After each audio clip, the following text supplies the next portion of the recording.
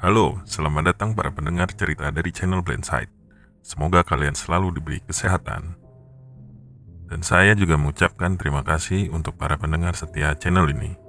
Kali ini, kami akan mengangkat kisah dari kasus Rawlinson bersaudara di Queensland, Australia, yang bercerita tentang dua bersaudara Rawlinson yang harus menanggung konsekuensi mematikan dari ideologi ekstrim akibat pikiran anak muda yang mudah dipengaruhi. Bagaimana ceritanya? Selamat mendengarkan. Bagian 1. Persaingan saudara yang membara. Kota Pittsworth terkenal dengan peternakan dan hasil biji-bijian berkualitas tinggi. Lokasinya ada di wilayah pertanian Darling Downs.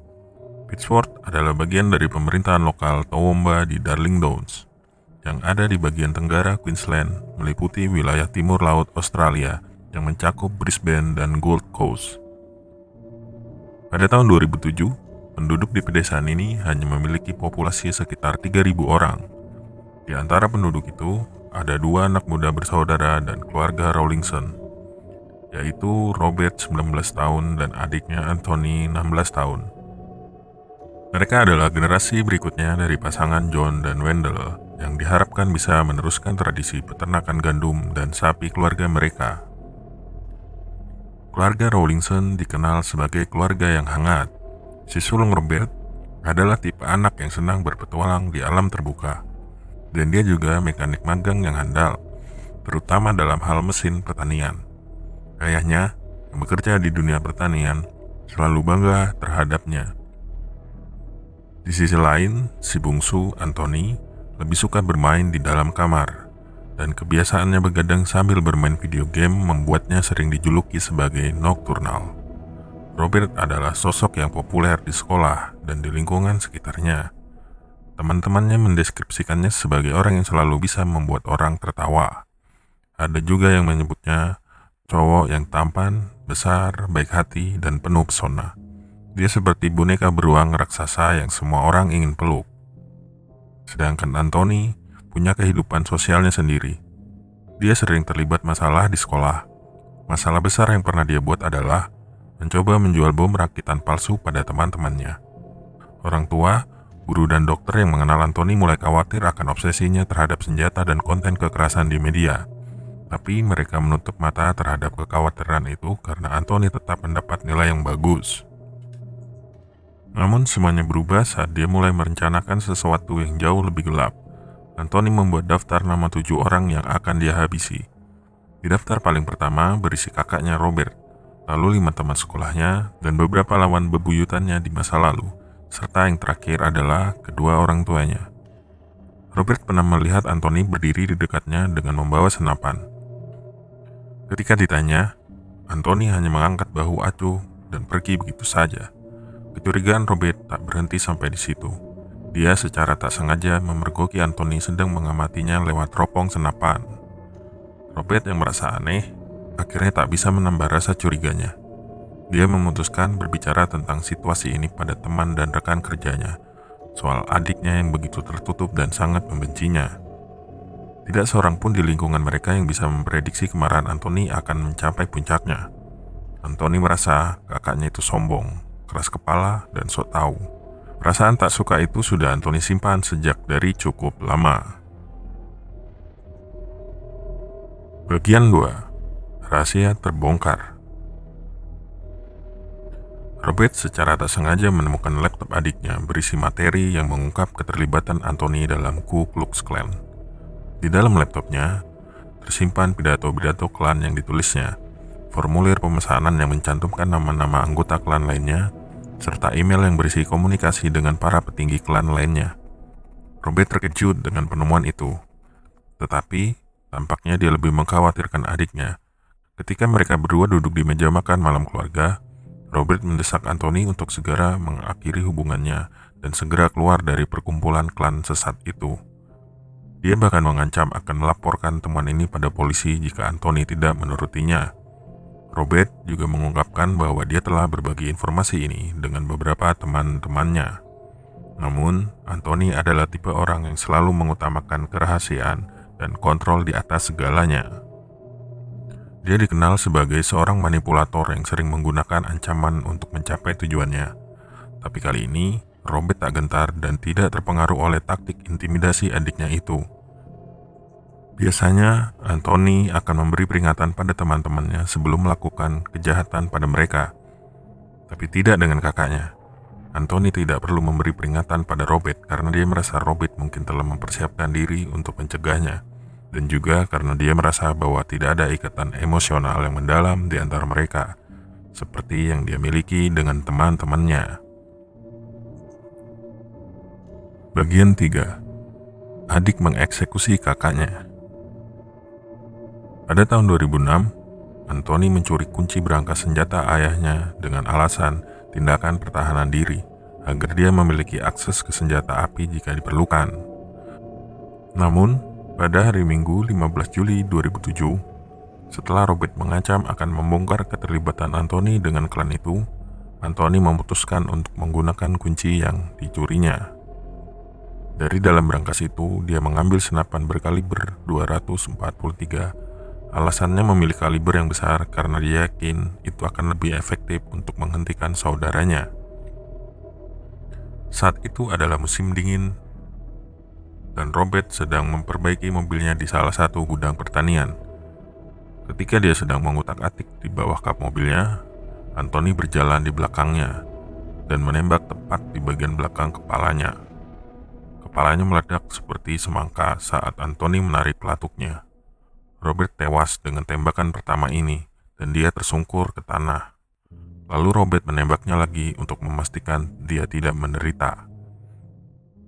Rencana Anthony untuk membuat kejadian ini seolah-olah kecelakaan gagal karena kondisi jasad Robert yang berantakan, jadi dia mulai membersihkan TKP. Dengan menggunakan forklift, dia memindahkan mayat saudaranya ke dalam bagasi mobilnya yang sedang diperiksa Robert tadi. Selanjutnya, dia berusaha menutup darah yang menggenang di tanah dengan pasir. Kemudian Anthony menelpon Graeme McNeil.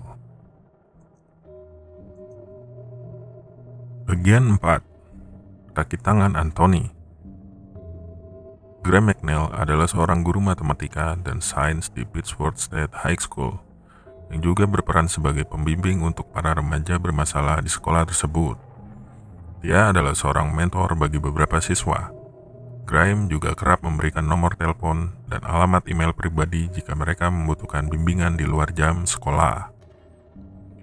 Anthony adalah salah satu siswa yang dibimbing oleh Graeme, dan orang tua Anthony sangat bersyukur memiliki sosok seperti Graeme yang memberikan dukungan dan memotivasi putra mereka untuk bersikap positif terhadap pendidikan.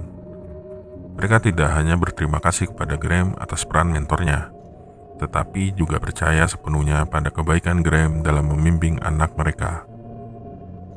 Anthony kemudian menjadwalkan pertemuan dengan Graeme untuk membahas masalah yang dia hadapi, dan mereka sepakat bertemu di sebuah toko roti di Pittsworth. Ketika mereka bertemu, saat itu Graeme naik ke kursi penumpang mobil Anthony. Anthony dengan dingin mengatakan, masalahnya ada di bagasi, mengacu pada mayat Robert yang ada di dalam bagasi mobil tersebut. Lalu, tak lama ia memulai pengakuannya. Anthony menceritakan kepada Graeme apa yang telah dia lakukan. Lalu, keduanya melanjutkan perjalanan ke sebuah jembatan di Jalan Clifton Laburn yang terletak sekitar 40 menit dari peternakan keluarga Rawlinson. Di tempat itu, mereka bersama-sama melemparkan tubuh Robert dari jembatan ke dalam sungai. Setelah tindakan mengerikan itu, mereka melakukan perhentian di sebuah toilet umum untuk membersihkan darah yang menempel pada pakaian dan kendaraan. Dalam tindakan terakhir, Anthony menawarkan selongsong peluru kepada Graeme sebagai kenang-kenangan. Namun, Graeme menolaknya. Ia menyarankan Anthony untuk menghapus semua informasi yang memiliki kaitannya dengan gurunya itu. Graeme menjelaskan, hal ini sangat penting karena dia tidak ingin informasi itu berada di tangan orang lain. Graeme menekankan bahwa dengan posisinya, jika informasi tersebut terkuak, akan menimbulkan masalah besar bagi dirinya dan keluarganya. Keesokan harinya, pada hari Senin, Anthony pergi ke sekolah seolah-olah tidak terjadi apa-apa, dan Graeme pergi bekerja di Pittsworth State High School dengan sikap yang sama, tanpa menunjukkan tanda-tanda bahwa mereka telah membuang mayat bersama pada malam sebelumnya. Bagian 5. Kecurigaan. John dan Wendell berada di rumah seorang teman ketika tragedi itu terjadi, dan mereka menganggap bahwa putra mereka mungkin hanya berada di rumah teman-temannya. Ketika Senin pagi tiba dan Robert belum kembali, kekhawatiran mulai muncul, terutama ketika Robert tidak muncul di tempat kerjanya dan mobilnya ditemukan ditinggalkan di jalan belakang Pittsburgh, lengkap dengan skop di kursi belakang. Di waktu yang sama, John menyadari bahwa forklift di peternakan telah berpindah dari tempatnya, dan dia menemukan bekas darah di atasnya. Genangan darah yang telah ditutupi dengan pasir dan selongsong peluru senapan juga ditemukan di dekat gudang pertanian. Ketika John memahami temuan-temuan misterius ini, dia juga langsung menginterogasi anak bungsunya Anthony tentang apa yang terjadi. Namun, Anthony dengan acuh tak acuh mengklaim bahwa dia menembak seekor kucing. Namun, kecurigaan itu semakin bertambah, dan naluri keibuan Wendell merasa ada hubungan Anthony dalam hilangnya Robert.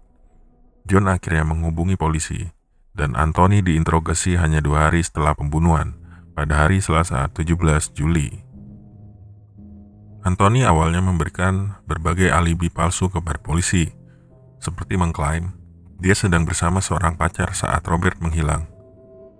Namun alibinya ini dengan cepat terbongkar, karena ia ketahuan tidak memiliki seorang pacar pun. Selanjutnya, Anthony berpikir untuk merancang cerita palsu lagi. Namun, segera ia urungkan. Dia lebih berpikir akan mengungkapkan kebenaran tentang pembunuhan tersebut. Sebelum Anthony bersedia memberitahu polisi di mana mayat Robert berada, dia mencoba melakukan negosiasi dengan mereka untuk menyembunyikan keterlibatan Graham dalam kejadian ini. Percakapannya dengan petugas adalah sebagai berikut. "Nah, apakah kau siap menunjukkan di mana dia sekarang? Mungkin, meskipun aku tidak yakin ini adalah waktu yang tepat untuk bermain. Ini bukan permainan, kita sudah membicarakan soal pembunuhan saudaramu. Kami perlu tahu, apa kau bersedia untuk berbicara lebih lanjut mengenai hal ini? Karena kami perlu memanggil hakim perdamaian untuk kembali ke sini agar kami dapat mewawancaraimu dengan baik."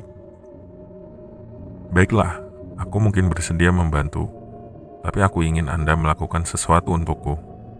Aku memiliki beberapa informasi yang memberatkan tentang seorang kolegaku. Jika kalian memberiku jaminan soal permintaanku ini, aku akan menunjukkan kepadamu di mana saudaraku berada, lalu menceritakan semuanya."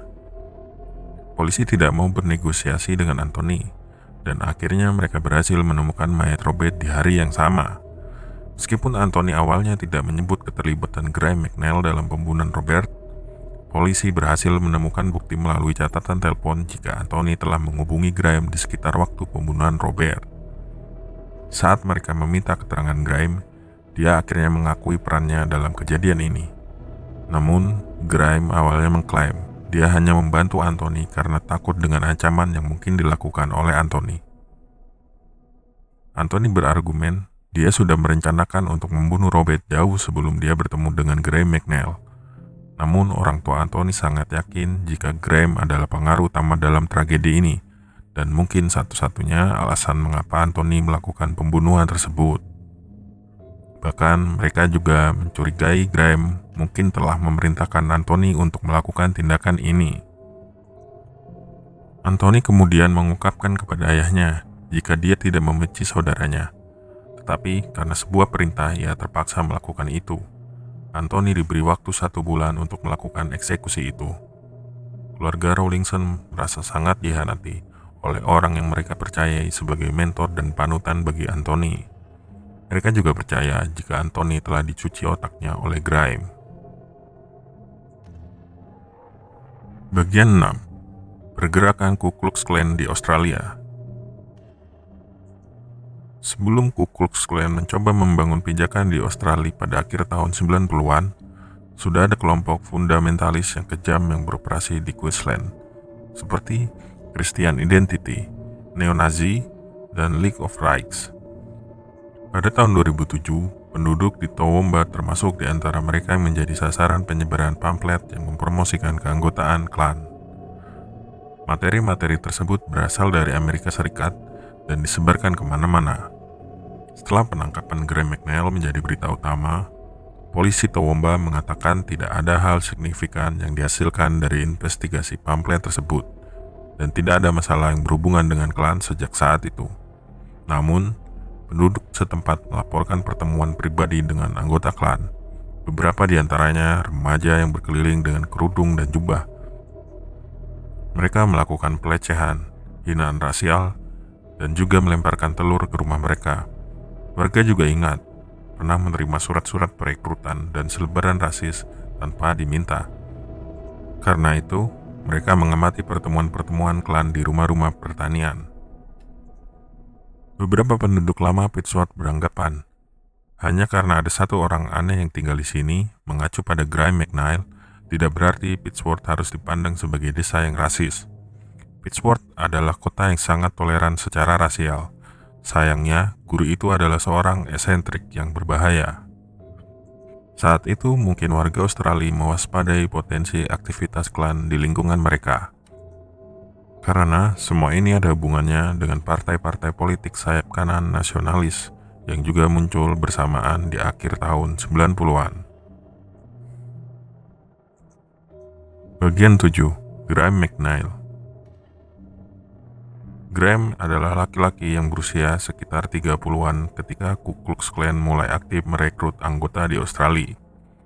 Dia lahir dan dididik di Brisbane, mendapatkan gelar sarjana dan diploma mengajar dari Institut Teknologi Queensland. Ketika dia mulai karir mengajarnya, dia juga menjadi pendeta yang ditasbihkan dan berkhotbah di Cross of Christ Ministry, non-denominasi di daerah pedesaan di sebelah barat Toowoomba. Para tetangganya di kota kecilnya Kamboja mengingat Graeme sebagai warga yang baik, dan mereka juga ingat dia suka dipanggil dengan sebutan pendeta. Graeme sempat berhenti sejenak dari aktivitas mengajar untuk memulai bisnis servis komputer, tetapi itu tidak berhasil. Pada tahun 2001, dia kembali mengajar di Pittsworth State High School, di mana dia bertemu dengan Anthony. Pada saat yang sama, Graeme menjalani kehidupan ganda sebagai pendeta tertinggi di Ku Klux Klan sebagai Imperial Cloak. Bagian 8. Hukuman yang diperdebatkan. Pada tanggal 8 Agustus 2008, Anthony mengaku bersalah karena membunuh saudaranya. Dia juga meminta untuk tidak menyeret orang tuanya dalam persidangan itu. Dia ingin menjauhkan mereka dari pemberitaan media yang tidak mengenakan. Dia dianggap sehat secara mental untuk memilih pengacaranya dan bertanggung jawab penuh atas tindakannya. Anthony tahu membunuh saudaranya adalah salah. Ada sebuah kutipan yang menarik saat itu. Saat di persidangan, dia pernah mengatakan jika dia tidak pernah merasa Robert pantas mati. Tapi, dia memiliki keyakinan jika kakaknya itu dibenarkan untuk dibunuh. Itu semua karena ulahnya sendiri yang selalu ikut campur. Pada tanggal 15 September, Anthony menerima hukuman seumur hidup atas pembunuhan dengan minimal 15 tahun sebelum dia memenuhi syarat untuk pembebasan bersyarat. Dia juga didakwa dengan beberapa kejahatan lain dan dijatuhi hukuman secara bersamaan, 9 bulan karena mengganggu mayat, 3 bulan karena menggunakan kendaraan bermotor di bawah umur, dan 12 bulan karena mencuri. Tuduhan pencurian berasal dari insiden pada minggu yang sama dengan pembunuhan. Saat itu, Anthony mencuri 2 plat nomor kendaraan dari dealer mobil di kota terdekat dan menyembunyikannya di dalam koper di dalam kamarnya.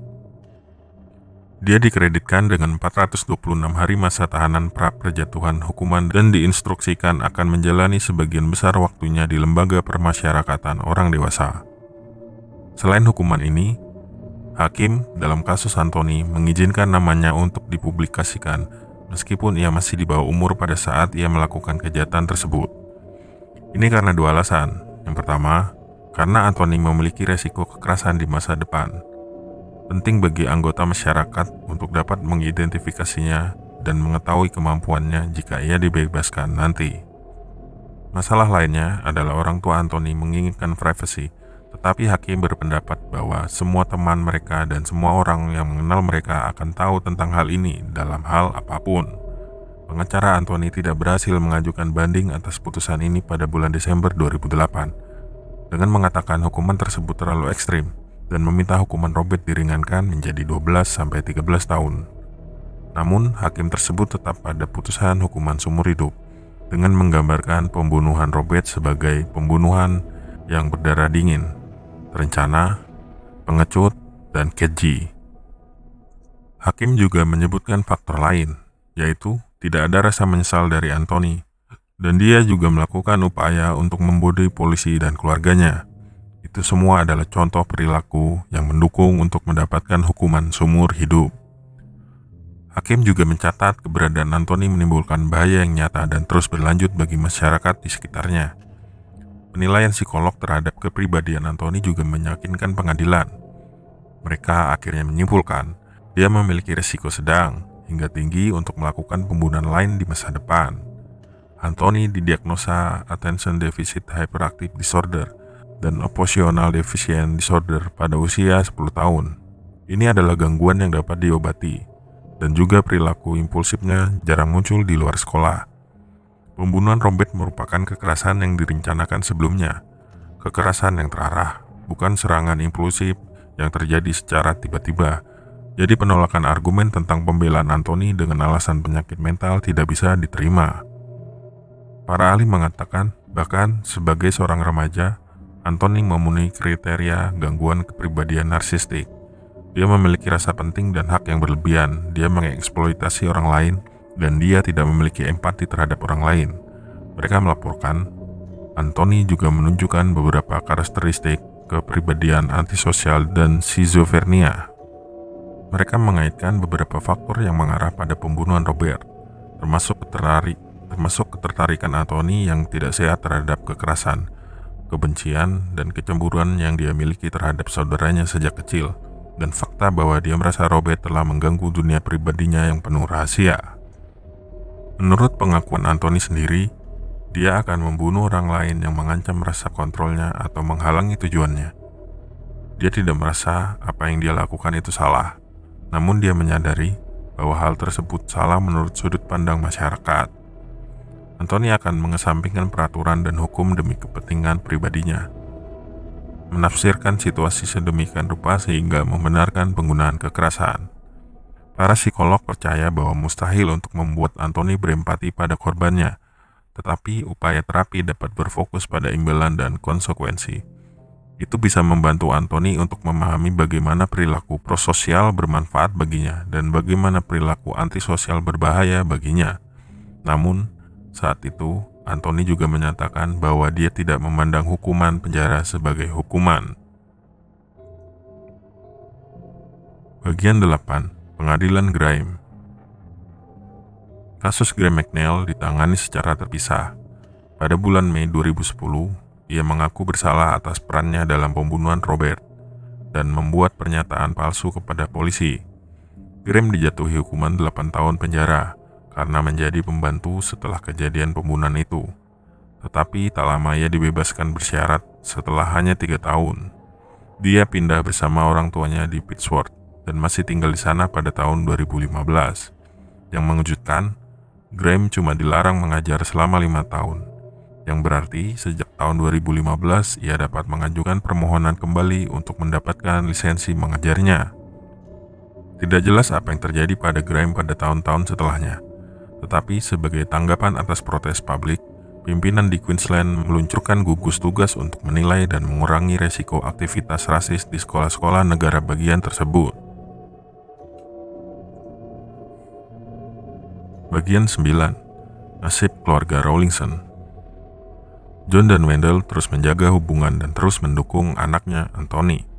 Mereka rutin mengunjungi putra mereka di penjara setiap bulannya. Keduanya berharap Anthony akan dibebaskan pada tahun 2023. Mereka juga memiliki seorang anak perempuan, adik perempuan dari Rawlinson bersaudara yang keadaannya dijauhkan dari sorotan. Impian untuk melanjutkan pertanian keluarga telah hilang. Mereka menjual tanah tersebut setelah kenangan menyakitkan itu menjadi terlalu berat untuk ditanggung oleh keluarga itu. John dan Wendell pada dasarnya kehilangan dua putra mereka pada tahun 2007.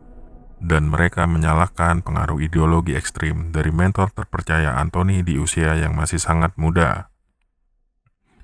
Dalam situasi politik yang terpecah belah dan penuh kekerasan pada tahun 2022, Mungkin lebih mudah untuk memahami pengaruh Ku Klux Klan atau kelompok-kelompok seperti mereka terhadap pemuda yang bermasalah. Tetapi itu tetap tidak bisa dijadikan alasan untuk memaafkan apa yang dilakukan Anthony terhadap saudaranya di mata hukum. Entah dia akan bebas bersyarat pada tahun depan atau tidak. Mungkin akan lebih baik jika kita mengindahkan peringatan para ahli mengenai resiko Anthony mengulangi perbuatannya. Seperti yang dikatakan hakim selama banding pada tahun 2008, perilaku dan sikap Anthony terhadap pelanggarannya tidak dapat dijelaskan sebagai konsekuensi dan manipulasi seorang pemuda yang belum dewasa, baik oleh gurunya atau oleh pengaruh buruk dari Ku Klux Klan. Laporan para psikiater dan psikolog tidak memberikan dukungan terhadap saran tersebut atau keyakinan bahwa kekurangannya dalam hal empati akan teratasi seiring dengan bertambahnya usia. Mungkin hal ini akan bergantung pada apakah Anthony Rawlinson yang kini berusia 30-an tahun telah berubah sejak tahun 2007. Apakah dia masih merasa dibenarkan untuk mengeksekusi saudaranya, atau apakah dia merasa menyesal sekarang? Pertanyaan lain, apakah dia masih melindungi Graham McNeil? Dan pertanyaan terakhir adalah, apakah dia masih aktif dengan kelompok Ku Klux Klan di balik jeruji besi penjara?